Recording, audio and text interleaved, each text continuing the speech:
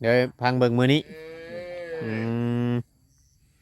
พังเบิ่งมื้อนี้ว่าเพิ่นสิอันเฮ็ดแบบไรเนาะโดยรอเพิ่นมาก่อนรอเบิ่งมาสร้างมาสิเฮ็ดแบบไรจังค่อยว่ากันใหม่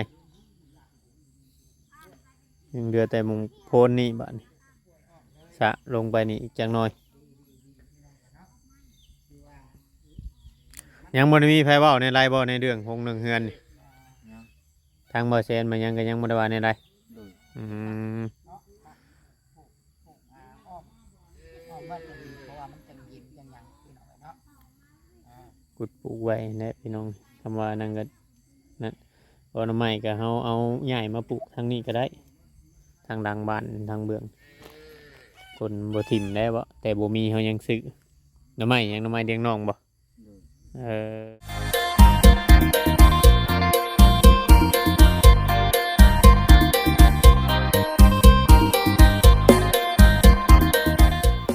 กับทักทายสบายดีพ่อแม่พี่น้อง FC หรือว่าป้าลุงเตียกแพงเด้อพี่น้องเด้อเบิดสุขุสุคนท่านใดพี่น้องทางฝั่งลาวฝั่งไทยหรือว่าทางต่างประเทศเนาะแม่ FC ที่เข้ามาเบิ่งมาชมเนาะเข้ามาติดตามกดไลค์กดแชร์พี่น้องกันเนาะเบิ่งคลิปเบิ่งโฆษณาพี่น้องมื้อนี้เข้ามาอัปเดตเวียกงานเนาะเพียงเนาะทางของน้ำคำลาเนี่ยพี่น้องเนาะทางทีมงานได้เฮ็ดได้สร้างเนาะเพียงเนาะที่ทางพิมพ์เนาะผู้เป็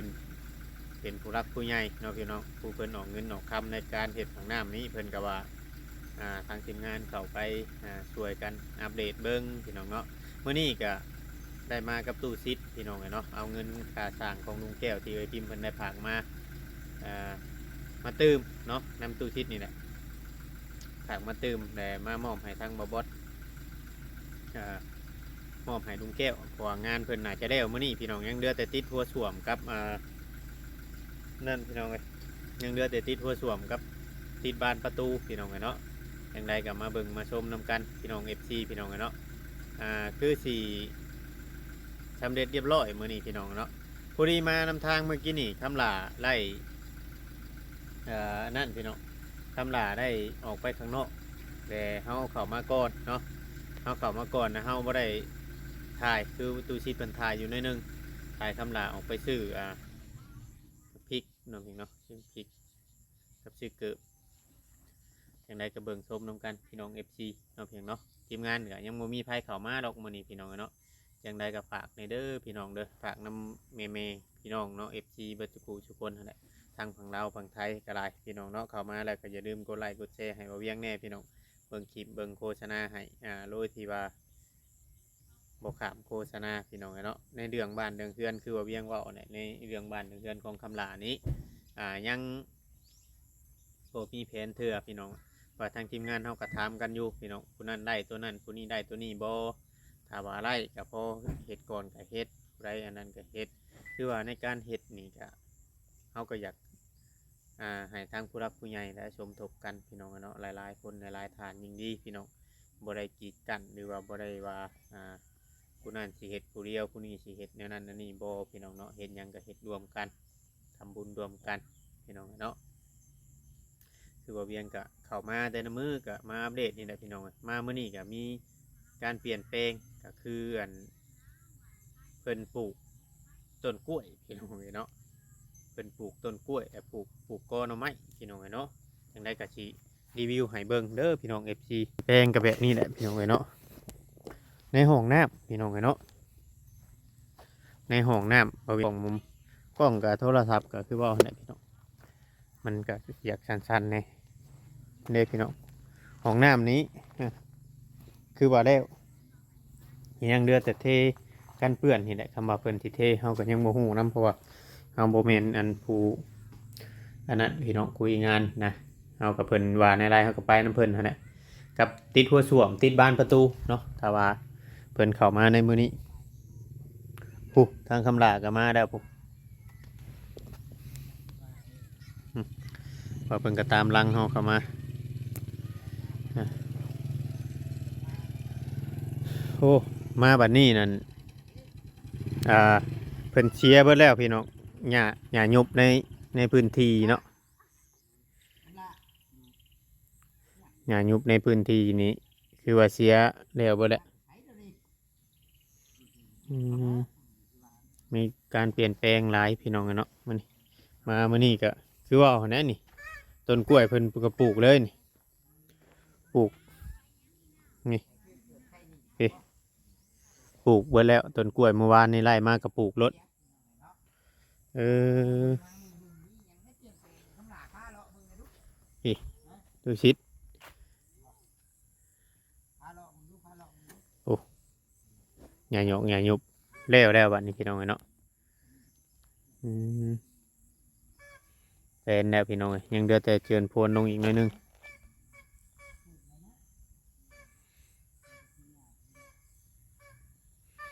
เสียหญ้าเสียหยังแล้วเปิดแล้วพี่น้องเนาะคือว่าบ่อยู่นิ่งคือว่าเนี่ยเฮ็ดแบบนี้เนาะผู้หลักผู้ใหญ่เพิ่นเห็นผู้หลักผู้ใหญ่เพิ่นเบิ่งก็เพิ่นก็คือสิโอเคนำเด้พี่น้องเพราะว่านั่นยังเรือของน้ำนี่แหละมื้อนี้สร้างเพิ่นมาก็เก็บงานเก็บหยังก็คือสิสำเร็จ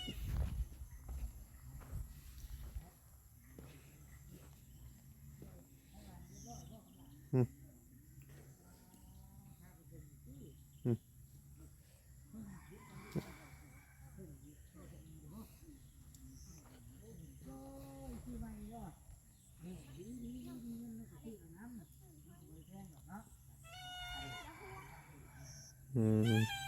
บางอย่างที่เป็นได้เป็นให้ชาวเรียกชาวอย่างเราการจัดการเองไอ้นี่อย่างนี้อันนี้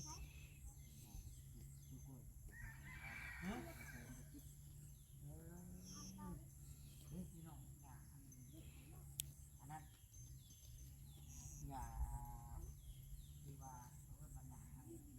หนาฮะนุกภาษาไทยเอิ้นอย่างนี้ไม่รู้เหมือนกันโอ้ยกล้วยนะฮะ ยังเหลือแต่หัวนะบัดนี้นะคำมูมีหัวนี่ก็จะนั่นอยู่ได้เพื่อเขาปลูกมันปลูกนี่มันต้องได้เห็ดหัวเห็ดหยังว่าถ้าเป็นยำแดงยำหยังว่าไปหาคอซื้อไม้นำข้าวเจ้ามาเห็ดหัวมันก็สิตะนั่นจากต้นคำหลาทางเบิดนะ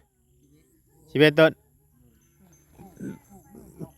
กอหน่อไม้มันยังกระปลูกเบิดเลยบ่อ๋อกอหน่อไม้ตัวนั้นก้นออกไปเสียไปใช้ไปทางใดกอหน่อไม้มาปลูกไว้ทางหลังพี่มาปลูกไว้ทางหลังบ้านพี่เนี่ยไผ่สิถิ่มไผ่สิถิ่มมันเอามาปลูกไว้ทางหลังพี่พอบัดอันมันใหญ่มันยังพอได้ใส่เลย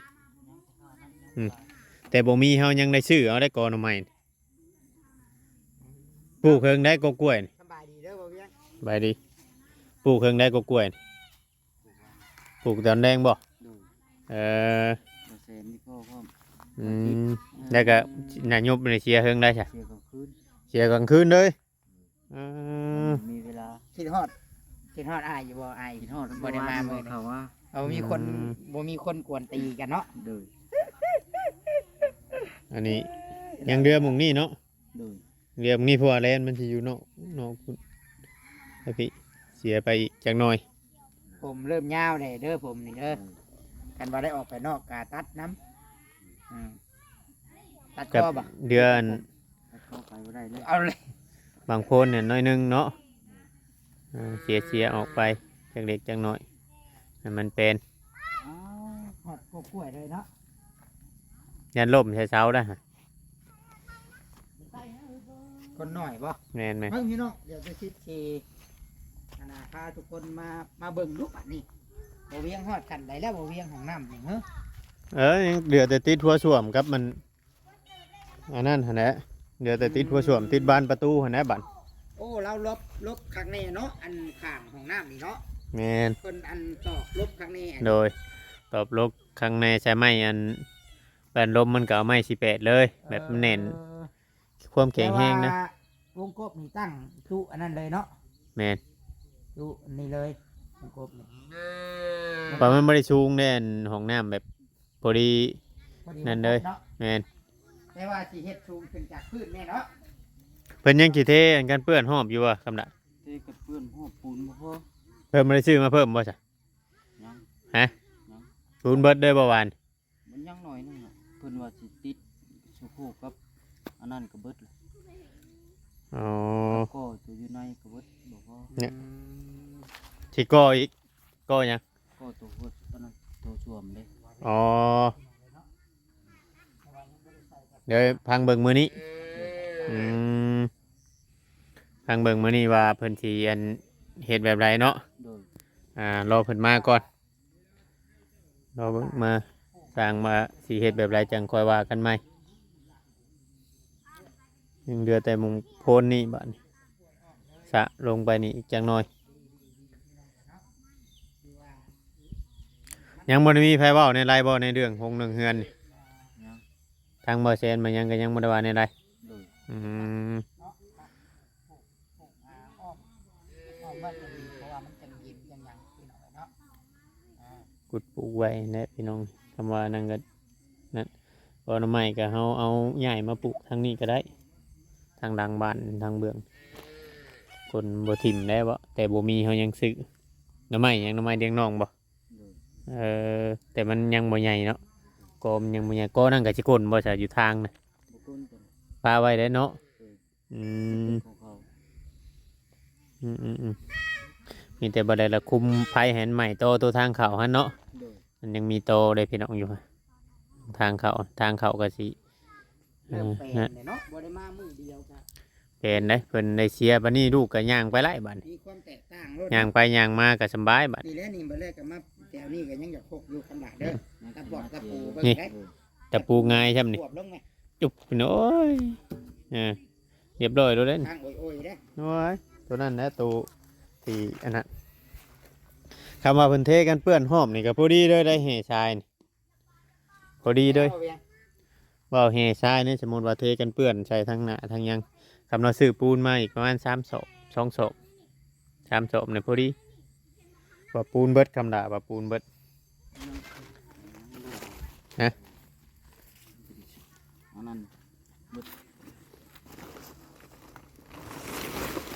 อ๋อยังเท่านี้บ่อื ปูน ม ก้อนนะคำหลา โดย ยังเดือเท่านี้ โดย อ๋อยังเดือเครื่องศอก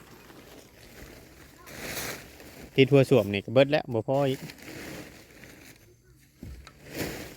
อืม นะคำหลาเป็นอะไรอ่าเรื่องเพื่อนนี่มีข่าวทางใดอยู่บ่มาเพิ่มเติมอยู่บ่ ยังแบบนี้ ฮะ ยังแบบนี้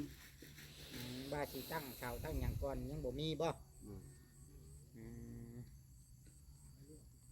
เดี๋ยวเบิดคลิปนี้ข่อยว่าสิมีแผนอยู่กับบ่เวียงเนาะบ่เวียงเนาะ เน เบิ ย ดคลิปนี้จังลมเนาะ อืม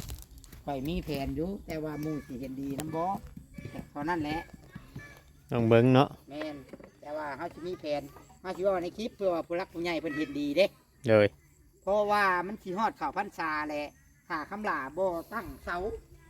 เอามือเอาหยัง3 เดือนได้พี่น้องเอ้ยอีก3 เดือนเด้ถ้าคำลาบ่ตั้งเลยนะครับ ได้ยินเขาว่าอยู่เขาว่ามันหาทางอ้ายแล้วมันถามเจ้า เนี่ยอะไร เรา ว่าแน่ ตั้ นะ งไว้ก่อนบ่ เราจะว่าจะตั้งไว้ก่อนได้บ่ เอ กับ อ สร้างอะนะ ห้วยต้องถามสร้างและทางอ้ายเฮงอยากให้ตั้งไว้แล้วเนาะ สร้างก็ว่าตั้งได้ ตั้งได้เงินมันเบาเรื่องงบอันนี้บาทนี่ บ่เด็ดตั้งอะไรนะเสา1 2เสาก็ได้ ไว้ก่อนเห็นดีอยู่คำลาว่าอยากตั้งไว้ก่อนบ่จากเสาหนึ่งบ่ แม่นมันบ่อยากนั่นแหละคำว่านะ ฮะ เอาหนึ่งบ่ใน สร้าง แต่ว่าเอาเสาควันนะบ่เวียงหรือว่าไหนเนาะหรือว่าตั้งเฮาจะตั้งบ่เลยได้ตั้งเนาะ เลยก็ได้ดึง มันบ่งามนะบ่จักสิว่าแน่ใดลูกจักหากระเฮ็ดนู่นแหละข่อยคำว่าอันคำว่าเฮ็ดนะแต่เท่าที่เฮ็ดที่ผ่านมาแบบว่าคำว่าเฮ็ดแบบนี้น่ะแม่นหากระเฮ็ดนู่นแหละบ่เคยแต่ยังบ่เคยเห็นนะจักได้เฮาบ่ฮู้นำหลายๆบ้านหลายๆเฮือน บ้านนี้อุกใจอีกบ้านหนึงกับบ้านหนึงเนาะคันว่าบ่เฮ็ดพี่น้องคันว่าบ่ตั้งขึ้นผัดอีก3 เดือนเด้ ข่อยก็สิบ่ได้มาได้เผื่อฮอดพุ่นน่ะเพราะว่ามันเข้าฤดูกาลชื่อเข้าแล้วข่อยก็สิโจะคือกันสินะข่อยอยากช่วยให้สำเร็จไวๆอยู่แต่ทำทีสิมาได้ข่อยก็ได้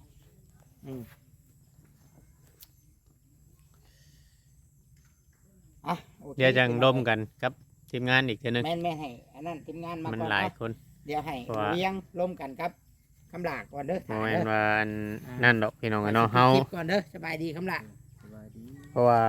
โมเมนว่าเฮานั่นดอกพี่น้องกันเนาะเพราะว่าทุกสิ่งทุกอย่างมันก็ต้องใช้เวลาคือบ่เวียงเคยบอกเนี่ยต้องใช้เวลาแล้วก็โมเมนว่านั่นนี่แต่ว่า FC มันก็มีเป็นบางส่วนเนาะบางส่วนเพิ่นก็ว่าคือบ่พากันตั้งขึ้นไว้ก่อนเสาหนึ่งสองเสาตั้งเอามือเอายามแต่ว่าเนาะพี่น้องเนาะในเมื่อเฮาเฮ็ดแบบสั้นถ้าว่าผู้รักผู้ใหญ่เนาะผู้เพิ่นสิออกเงินออกคำหรือว่าเพิ่นยันเพิ่นบ่เห็นดีเห็นควรหั้นนะพี่น้องเฮาก็เว้าบ่สร้างเนาะบางสิ่งบางอย่างนี่ตอนนี้น่ะเว้าง่ายๆซะ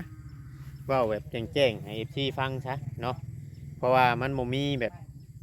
ผู้รักผู้ใหญ่แบบผู้ใดแบบว่ายังสิค้ำเลยคือเฮือนคำลานี่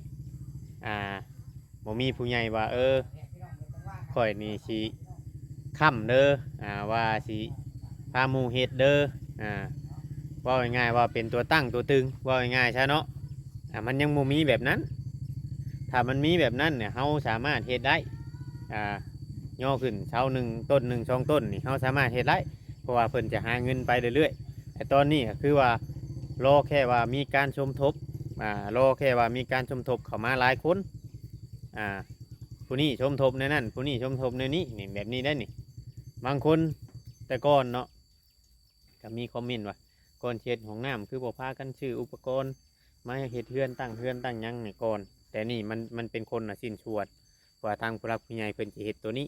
เพิ่นก็เฮ็ดตัวนี้คือเสาเนาะผู้รักผู้ใหญ่เพิ่นจงใจแบบว่าสิซื้อเสาเนาะเพิ่นก็ต้องได้ซื้อเสาแต่ว่าในตอนนี้มันยังบ่มีแบบผู้ใหญ่แม่FC นี่ว่าเพิ่นสิดำเนินหรือว่าเป็นคนพาเฮ็ดพาสร้างนะทำได้เฮาเลยยังระบุว่าสิตั้งก้อนหรือบ่ก้อนนี่เฮายังระบุไว้บ่ได้เพราะว่าเฮ็ดหลังๆที่ผ่านมาเนาะเพียงเนาะหลังๆที่ผ่านมาถึงสิมีคนชมทบเข้ามาหลายหรือว่าถึงสิมีคนชมทบรวมกันน่ะมันต้องมีผู้ใดผู้หนึ่งค้ำในหมายความว่าผู้พาเฮ็ดพาสร้างแต่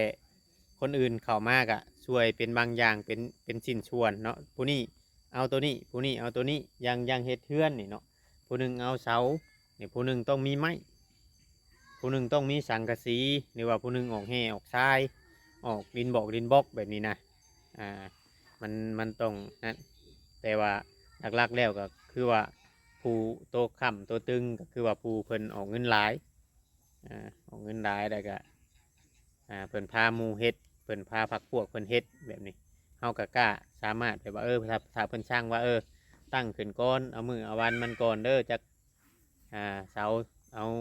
เสาแก้วเสาขวัญมันขึ้นเฮาก็สามารถเฮ็ดได้อันนี้สมมุติว่าย่อขึ้นให้สร้างย่อขึ้นเนาะพากันดมกันให้สร้างย่อขึ้นต้นหนึ่งช่องต้นผลสุดท้ายมาบัดแห้งสิเฮิงไปจักปีใดจักเดือนใดมันบัดสิเป็นการอันนั้นโพดนะมีแต่ว่าเฮาไล่ในจุดนี้แล้วก็เบิ่งไปตามผู้รักผู้ใหญ่หรือว่าแม่ๆ FC เนาะคำนาเนาะค่อยว่าเนี่ยมันสิอันนั้นแต่ว่าถ้าว่า FC ได้เห็นในคลิปเฮาเฮ็ดออกไปนี้อย่าว่าเพิ่นมีความคิดความเห็นแนวไรเนาะแม่ๆ FC มีความคิดความเห็นแนวไรก็มีแต่ว่าให้เพิ่นแสดงความคิดเห็นเข้ามาหรือว่าเพิ่นคอมเมนต์กันเข้ามาแล้วว่าเพิ่นว่าเอาตามที่ผู้รักผู้ใหญ่เนาะหรือว่าเนี่ยไรก็จังคอยว่ากันอีกเท่านึงหรือว่าเพิ่นติดต่อมาโอ้มาลมกับทีมงาน YouTube แต่ละทานแต่จังคอยว่ากันอีกเท่านึงก็ได้เนาะเฮาก็สิระบุไว้ก็บ่ได้หรอกพี่น้องเอ้ยว่าจะเห็นนั่นนี่ตอนนี้ก็คือว่านะยังบ่ได้มีน้ำผายได้เงินนี่ยังเดือมีแต่น้ำเบาแสน 7,000 บอกเพิ่นว่ามื้อน่ะมีต่อเท่านั้นในส่วนว่าสิเฮ็ดเฮือนแต่บ่ฮู้ว่าทางเบาแสนเราก็บ่ได้ฮู้ว่าสิ บ่ได้อันคิดว่าสิระบุว่าเฮ็ดแนวนั้นแนวนี้โดดนะเราก็มีแต่ว่าในส่วนเฮ็ดเฮือนนั่นแหละว่าสิเฮ็ดแนวใดก็ยังบ่ได้บอกหรอกเราอะรอเบิ่งเราก็ถามอยู่เมื่อวานนี้เราก็ถามอ้ายอยู่ว่ามีหยังแน่นู่นนั่นนี่อ้ายก็ว่ายังบ่มีหยังก็มีแต่ซ้ำที่เห็นนี่แหละว่าถ้าว่าทางใดมีก็บ่ได้ให้ท้าแต่ว่าทางใดมีก็แม่นช่วยกันออกความคิดความเห็นหรือว่าบอกได้บอกกันได้หรือว่าเฮาบ่ได้ว่ากักว่าผู้นั้นสิเฮ็ดก่อนเด้อผู้นี้สิเฮ็ดก่อนเด้อนี่คือว่าเฮาบ่ได้กักหรอกมีแต่ว่าไผมีแต่ผู้นั้นเฮ็ดว่าทางชุมไม้นี่ก็ถ้าว่ามันจบในเขตของเจ้าเนาะเฮาก็จังสิได้ไปแบบเขตอื่นๆผู้ที่ว่ารอรับการช่วยเหลือหั้นนะมันก็ยังมีอีกอยู่พี่น้องเอ้ยนี่แหละก็เลยอยากบอกให้ทางคำลานี่อดใจรอเบิ่งก่อนอดใจเบิ่งก่อนถ้าว่าบ่ได้ก็เดี๋ยวของน้ำนี่ก็เฮาก็อยู่ในกระต๊อบมันยังไปนี่ก่อนก็แล้วแต่กี้เฮาแฮงบ่มีฮอดบนอยู่เนาะ โดย บ่มีฮอดบนอยู่แล้วก็บ่จักฮอดว่าสิอยู่ไสนี่ยังว่าใครได้ไปหันมานี่ก็ยังว่าฮู้จักกลับมาบ้านมาเฮือนหรือว่าฮู้จักมากลับมาพื้นที่ของตัวเองมีแต่ว่าเฮ็ดหันเฮ็ดนี่ก็แกกไปแน่เนาะ รวดแล้วให้ขึ้นอยู่กับการตัดสินใจของผู้ใหญ่เนาะ แม่นอยู่กับการตัดสินใจของผู้รักผู้ใหญ่นี่แหละเฮาสิตัดสินใจเฮ็ดเองเลยก็บ่ได้ แต่ว่าพื้นดินเนาะคำหลาเนาะ โดย ว่าพื้นดิน เพราะว่านั่นแต่ว่าแค่เฮาออกความคิดไปแหละแสดงความคิดไปแต่ว่าผู้ใหญ่สิเห็นดีนำบ่แบบนั้นแบบนี้ซื่อนะแค่ว่ามันผิดก็เฮาก็คำเพิ่นเตือนมาก็เฮาก็พร้อมสิรับฟังแต่ว่าเบิ่งนี่แหละปรับเปลี่ยนไปแต่ละมื้อนี่แหละมีหยังก็เบิ่งกันไปพี่น้องคลิปนี้ก็สิประมาณนี้แหละรอทีมช่างเพิ่นมาติดบานประตูก่อนเนาะสบายดีเด้อคำละเด้อสบายดี